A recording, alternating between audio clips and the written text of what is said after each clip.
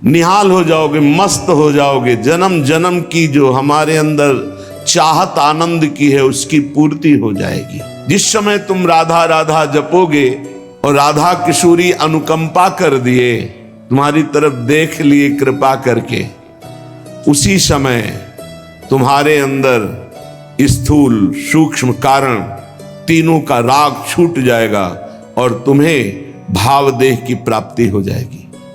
दिव्य भावदेह जिसका कभी विनाश नहीं होना, जिसमें नव किशोर अवस्था सदैव रहती है और जो चिदानंद है, अपार आनंद, मोक्ष से भी अनंत गुना बढ़ करके भावदेह को प्राप्त महापुरुष को आनंद है। तभी वो दीयमानम न ग्रहणंती बिना मत सेवनम जना, भगवान के देने पर भी वो मोक्ष स्वीकार नहीं करते, भगवत सेवा स्वीकार करते हैं। श्री प्रियालाल की सेवा सामग्री हर समय उसी का चिंतन, किस समय कैसे सेवा पहुंचानी है, कैसे सुख पहुंचाना है। अत्यंत प्रेम विवल होकर भावदेह को प्राप्त होकर के सखियां विविध प्रकार की श्रृंगार आदि सामग्री को सजोती रहती हैं और श्री जी को सुख पहुंचाती रहती। ये कहां से मिला? बोले राधा प्रीत्यानुकंपादि। जब वो खूब राधा नाम जपा तो राधा नाम से प्रीति हो गई, तो राधा किशोरी की अनुकंपा हुई और दिव्य भावदेह की उसे प्राप्ति हो गई। राधा राधा जिह्वा से जपते हैं और श्री राधा चरण कमल की सेवा में समय व्यतीत करते हैं। कोई भी जिनके अंदर इच्छा नहीं रह गई, वासना नहीं रह गई, वो अपार प्रीति सुख में डूबी हुई राधा सहचरी पद को प्राप्त होती है। चाहे वो पुरुष शरीर हो चाहे स्त्री शरीर हो, ये पोशाक है। आंतरिक सच्चिदानंद वो देह को प्राप्त होता है, भाव देह को। राधा पादाब्ज सेवान्य स्पृहा, अन्य कोई इच्छा नहीं। ये बड़े भाग्यशाली जन हैं जो थोड़ी भी सेवा स्वीकार किए हैं। एक गृहस्थ जो नौकरी करता है, उसने प्रश्न किया कि हम आठों पहर अष्टयाम सेवा नहीं कर सकते क्योंकि हमें ऑफिस जाना होता है, और अष्टयाम सेवा का बड़ा महत्व सुनते हैं तो बहुत हृदय में जलन होती कि मेरा जीवन व्यर्थ जा रहा है। मैं प्रातः सेवा करता हूँ श्रृंगार तक और फिर शायम आकर के सेवा करके शयन करा देता हूँ, बीच की सेवा हमसे नहीं हो पाती क्योंकि हम ऑफिस की सेवा में रहते हैं। ऑफिस में भी सेवा हो सकती है, 5 मिनट का समय मिले तत्काल राजभोग लगाइए। वहीं ऑफिस में बैठे बैठे भाव में अपने घर के ठाकुर का ध्यान कीजिए। आपको सच्चिदानंद विग्रह का ध्यान नहीं हो रहा, इतनी अभी पवित्रता नहीं आई, तो जो कुटिया में आपके ठाकुर जी विराजमान उनका तो ध्यान कर सकते हो। उनका ध्यान किया, सामने थाल में सुंदर सुंदर भोग सामग्री, फुल्का, दाल, सब्जी, कढ़ी, चावल, ये अमुक अमुक पदार्थ, सुंदर निर्मल स्वादिष्ट जल, पवा रहे, 5 मिनट में पवा दिया, आचमन करा दिया, हो गई सेवा।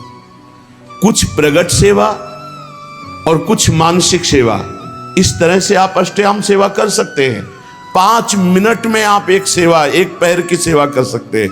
हमारी स्वामिनी जी भाव स्वीकार करती है और वो भाव सेवा कही जाती है। जो मानसिक है वो भाव सेवा कही जाती है। कोई भी हो भाव सेवा कर सकते हो, बिना पैसे के कर सकते हो, बिना सहयोग के कर सकते हो। आराम से आप खड़े खड़े भोग लगा सकते हो। आपको बैठने का समय नहीं तो खड़े खड़े, चलते चलते भोग लगा सकते हो। आप क्रिया करते हुए भोग लगा सकते हो। आप अपने मन को एकाग्र करें, प्रियालाल के चरणों में अर्पित थोड़ी थोड़ी देर में सेवा समर्पित कर सकते हो। अब श्री जी को थोड़ा मीठा, लड्डू, बर्फी स्वर्ण की कटोरी में अर्पित कर रहे हैं। अपने हाथ से प्रियालाल को पवा रहे हैं। शीतल जल पिलाया, रुमाल से मुख पोंछ दिया, पान की बीटी का पवा दी। ये कितना बड़ा कार्य हो गया और ये 2 मिनट में हो गया। 1 पैसा नहीं लगा, किसी का सहयोग नहीं, कोई जान भी नहीं पाया। तो जो भगवत सेवा में शरीर से 8 पहर लगे हैं उनकी तो भाग्य की क्या सराहना, लेकिन जो गृहस्थी में है 8 पहर सेवा नहीं कर सकते हैं तो वो मानसिक कर सकते हैं। प्रातः काल से लेकर सायंकाल शयन सेवा तक जो सेवा प्रगट में हो पावे सो ठीक, नहीं तो मानसिक सेवा कर दीजिए। राधा पादाब्ज सेवा निस्पृहा तपस्या भजन साधना करने वाले का फल मिलता है, लेकिन सेवा करने वाला स्वामी को अधीन कर लेता है। ये शब्द याद रखना। प्रियालाल उसके अधीन हो जाते हैं जो प्रियालाल की सेवा करता है। भजन कहते हैं सेवा को। राई के सम भजन को मानत मेरु समान। थोड़ी सी भी सेवा को हमारी लाडली जो सुमेरु पर्वत के समान मान लेती है, बड़ी करुणामयी है। और लालजू जो अधीन है ना, वो सेवा से ही अधीन है। देखो ना, राधा प्यारी तेरे नयन सलोल, तय निज भजन, तय निज भजन, कनक तन जोबन, लियो मनोहर मोल। राधा प्यारी तेरे नयन सलोल। प्यारी जू, आपने ऐसी सेवा की कि लालजू को अधीन कर लिया। गान नृत्य जो भी श्रृंगार करती वो प्रीतम के लिए करती, सर्वस्व प्रीतम के लिए। तो प्रीतम अपना सर्वस्व देकर होए अधीन, संग ही संग डोले। यही हमें करना है प्रगट में और मानसिक में। मानसिक में क्या पैसा लगता है? बड़े सुंदर जूही की माला तैयार की, प्रियालाल के गले पर पधराई।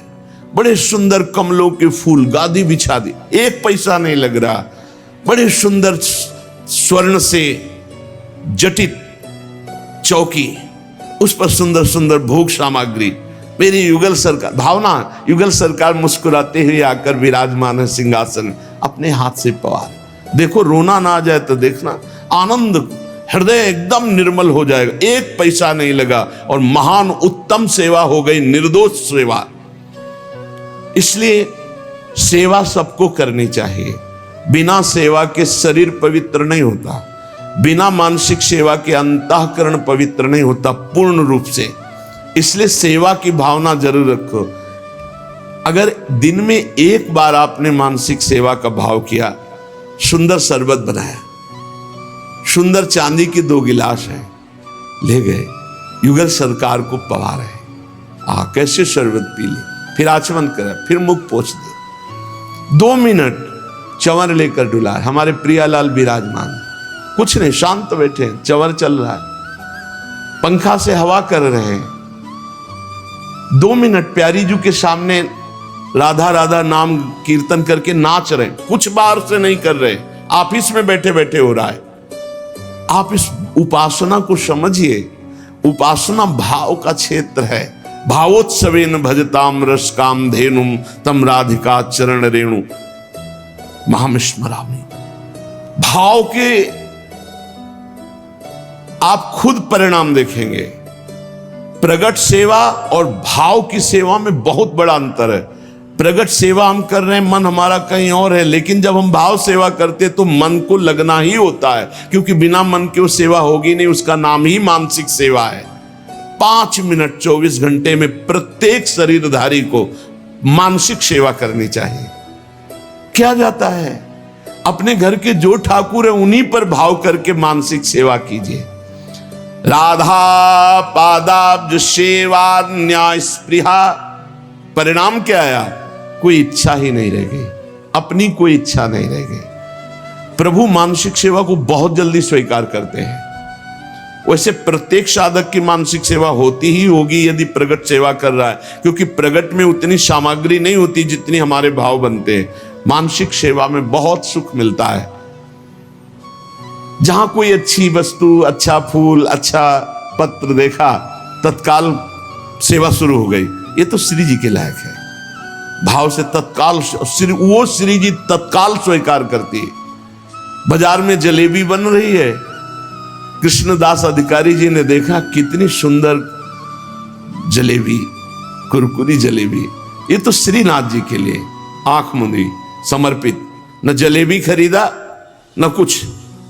उधर जब पर्दा हटाया श्री विठलनाथ गोस्वामी जी ने, तो देखा जय जय जलेबी पा रहे। तो उनका जय जय, यहां तो जलेबी बनी नहीं और बाजार का आप पाते नहीं, फिर ये कैसे? तो उनका कृष्णदास अधिकारी जी गए हैं ना सेवा के लिए, तो बाजार में जलेबी बन रही थी, तो उन्होंने देखा और भोग लगा दिया, तो हम पा रहे हैं।